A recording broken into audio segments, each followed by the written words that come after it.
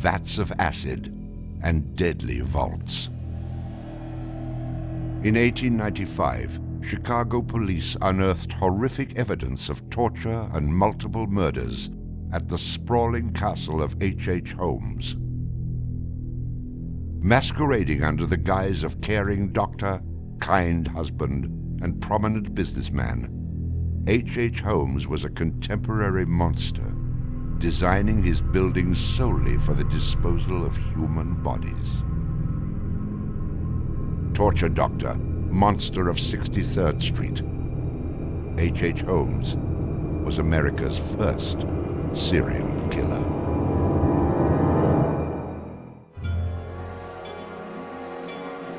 Just south of Chicago, the suburb of Englewood was thriving with commerce. The train station itself had 9 leading lines of railway and over 100 trains stopping there every day. No other suburb of Chicago had this luxury. Dr. Henry Howard Holmes, a pleasure to meet you. Arriving in Chicago, Holmes finds work immediately at the E.S. Holton drugstore, located at the southeast corner of 63rd and Wallace in Englewood. Several months later, Everett Holton dies of supposed natural causes. Then Claire Holton, his wife, disappears after selling the drugstore to Holmes. Owning the drugstore, Holmes had a steady flow of cash.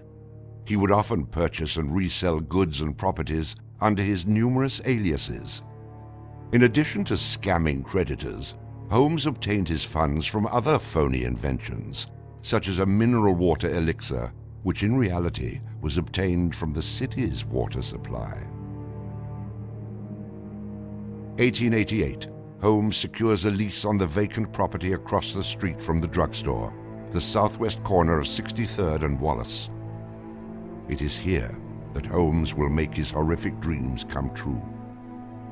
He will construct a building for which the entire world will remember him. Fantasies start very young, and so what he did then was he took a step furtherance of his fantasies to make it reality. And probably, if we had done a little bit of an investigation back then, we would have seen things like his plans, but not just plans for a building, because we'd expect to see architectural plans, but plans for his torture rooms. For the suburb of Englewood, the building Holmes is erecting at 63rd and Wallace is a massive construction project. Day after day, passers-by stop to gaze at the spectacle of the many laborers working together to create a magnificent new edifice in their neighborhood. Englewood residents were so impressed with the massive building that they named it the Castle. From its outward appearance, it seemed rather normal. But like the duality of Holmes, the exterior and interior of the building were extremely different. Holmes himself was the architect of the building. He was the only one who knew its design. There was this constant turnover of workers on the building. He would hire a mason to put in a wall and then fire the guy, or hire somebody to put in part of a staircase and then fire him.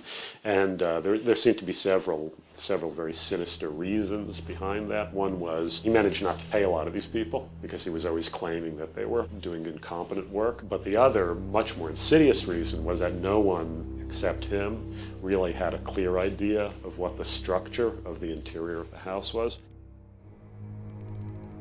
He had a huge bank vault installed in one of the rooms. And the way he did it was he put the vault in first while the building was under construction.